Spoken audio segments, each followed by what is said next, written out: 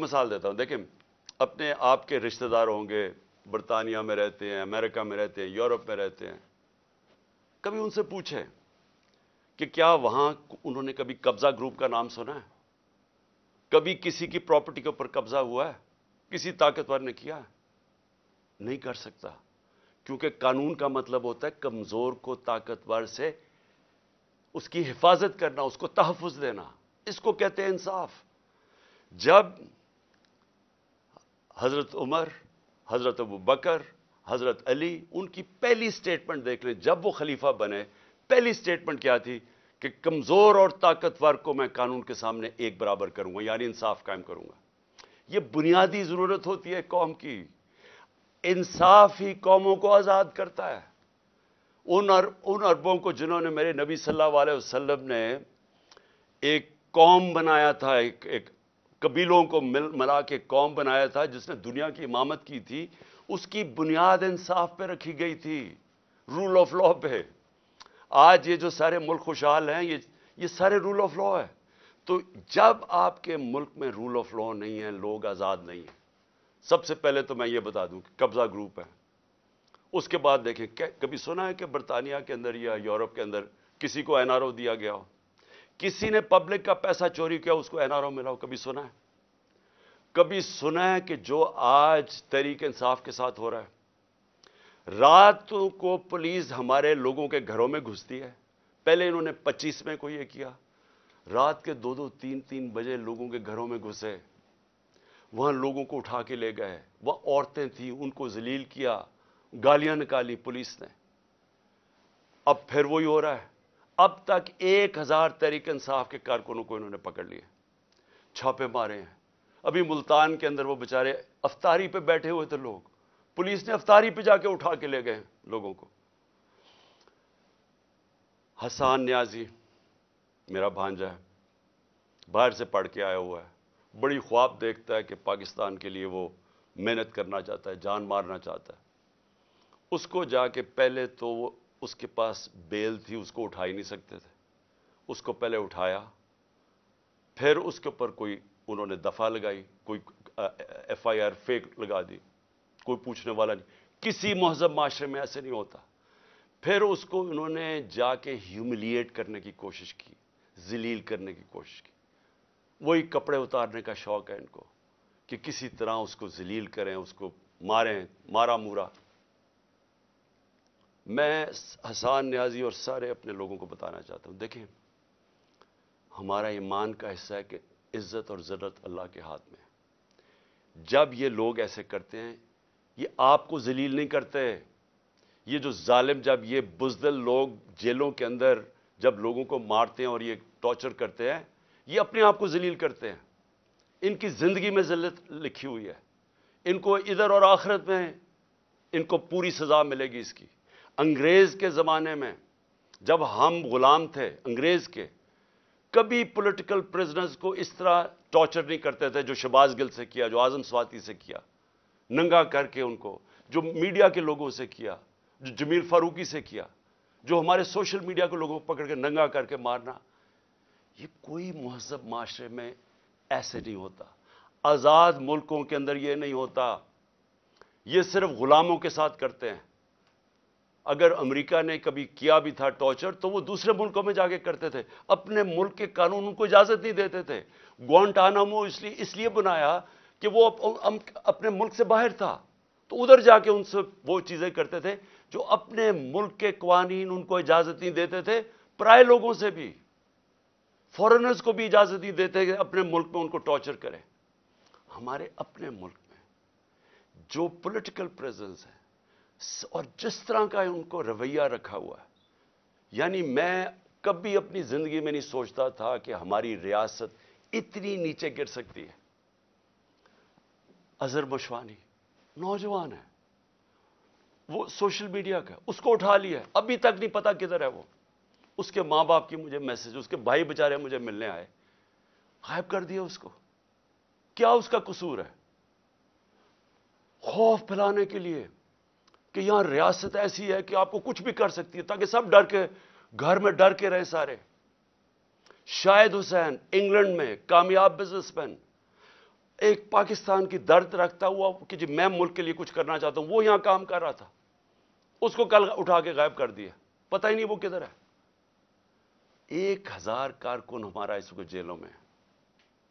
اس میں سے ایک نوجوان ہے فہد، وہ اسپیشل چائلڈ ہے، وہ ضلع شاہ کی طرح، وہ بھی ایک کیا اسے ہم کہیں درویش ہے، وہ یعنی اسپیشل چائلڈ ہے، وہ ملنگ ہے۔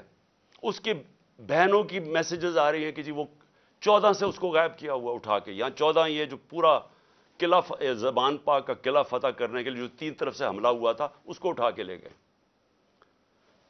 کسی پاکستانیوں کسی آزاد معاشرے میں ایسے نہیں ہوتا، یہ مقبوضہ کشمیر میں کر رہے ہیں ایسے، جو یہاں ہو رہا ہے مقبوضہ کشمیر کے اندر اسی طرح لوگوں کو اٹھا رہے ہیں وہاں، جو ہم ہر روز مذمت کرتے ہیں اور ہم کشمیریوں کے ساتھ اظہار یکجہتی کرتے ہیں اس لیے کہ ان سے یہ ظلم ہو رہا ہے، فلسطینیوں سے یہ ہوتا ہے، یہ ہمارے سے ہو رہا ہے یہاں، اور ایسا ہو رہا ہے ایسا خوف پھیلانے کے لیے کہ سب ڈر جائیں۔ عامر مغل ہمارا کارکن ادھر اسلام آباد کا، وہ نہیں تھا گھر میں، اس کے بچے کو 11 سال کے بچے کو اٹھا کے لے گئے۔ کون سے ملک میں یہ ہوتا ہے؟ میں پھر سے پوچھتا ہوں کہ کون سے ملک میں یہ ہوتا ہے؟ میں آج اپنی عدلیہ کو بھی کہنا چاہتا ہوں، میں پھر اپنی لیگل کمیونٹی کو کہنا چاہتا ہوں، آپ کے اوپر اللہ نے بہت بڑی ذمہ داری ڈالی ہے، کیونکہ آپ کا کام ہے ہمارے ہیومن رائٹس کو پروٹیکٹ کرنا۔ اور اس کے بعد میں اپنے گھر کا میں آخر میں آتا ہوں اس لیے کہ عدالت میں نے آج جج صاحب کو عدالت میں بتایا، میں نے کہا آپ نے کہا تھا کہ میرے گھر اگر کوئی سرچ وارنٹ لینے آئے گا تو وہ آپ نے طے کیا کہ ایک ان کا کوئی ایس پی پولیس تھا اور ایک ہمارا آدمی، اور وہ اکٹھے سرچ کریں گے۔ ہم نے کہا بسم اللہ۔ 40 لوگوں نے دروازہ توڑ کے میرے گھر گھسائے، اور تب جب میں یہ بتا چکا ہوں میں وہاں اسلام آباد تھا پیشی کے لیے، میری بیوی اکیلی دیندار خاتون جو دنیا میں جن کا واسطہ نہیں ہے اپنی زندگی گزارتی ہیں، وہ اکیلی یہاں سے دروازہ توڑ کے اندر گھسے۔ 40-50 پولیس والے کچھ چھتوں پہ چڑھ گئے، یہاں بےچارے جو لوگ ملے کچھ 4-5 ذرا دیکھیں، وہ بےچارے ملازم ان کو مار مار کے، ان کی چیخوں کی آوازیں آ رہی ہیں، کسی کا بازو توڑ دیا پکڑ کے، ایک کو بے ہوش کر کے وہ نالی میں پھینک کے چلے گئے۔ یعنی انسان تو چھوڑے، درندے بھی یہ نہیں کرتے۔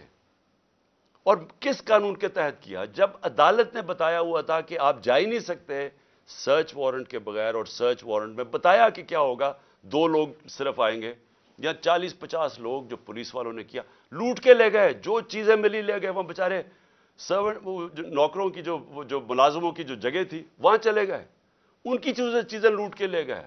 سوشل میڈیا کا لڑکا تھا، وہ اپنے کیمرے وہ لوٹ کے لے کے چلے گئے۔ یہ ہو رہا ہے اس ملک میں، یہ آزاد ملک میں نہیں ہو سکتا۔ یہ غلاموں کو ایسے ہوتا ہے جن کا بھیڑ بکریاں ہمارے کوئی رائٹس ہی نہیں ہے۔ اور اس کے بعد میں نے یہ بھی کہا کہ مجھے پتا کیسے چلا کہ یہاں ایک واردات ہونے والی تھی۔ پہلے تو مجھے جوڈیشل کمپلیکس کے اندر مارنے کی پورا پلان بنا ہوا تھا۔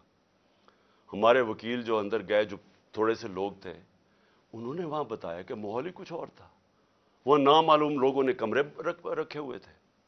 اس کے بعد سی ٹی ڈی کے کپڑوں کے اندر نامعلوم لوگوں نے ان کے کپڑے پہنے ہوئے تھے، وہاں رینجرز، وہاں پولیس، اور وہاں یہ حالات تھے کہ جو ہمارے جن لوگوں کے نام لکھے ہوئے تھے کہ جنہوں نے وہاں مجھے ریپرزینٹ 10 لوگوں نے جانا تھا، ان میں سے شبلی فراز کو مارا انہوں نے، وہ بےچارے اس کی ابھی تک اس کی ہڈی توڑ دی ہے، کریک کر دیا ہپ بون۔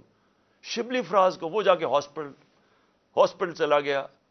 ہمارا جو عمر سلطان تھا، نام دیا ہوا ہے، اس کو مارا اس کا منہ کے اوپر ناک، اس کی ہڈی توڑ دی، کچھ بھی نہیں ہوا۔ اندر یہ حالات تھے، میں نیچے 40 منٹ انتظار کر رہا ہوں، اوپر سے پتھر مار رہی ہے پولیس، اشتعال دے رہی ہے لوگوں کو، ٹیئر گیس کر رہی ہے، میں وہاں انتظار کر رہا ہوں اپنی پیشی کے لیے۔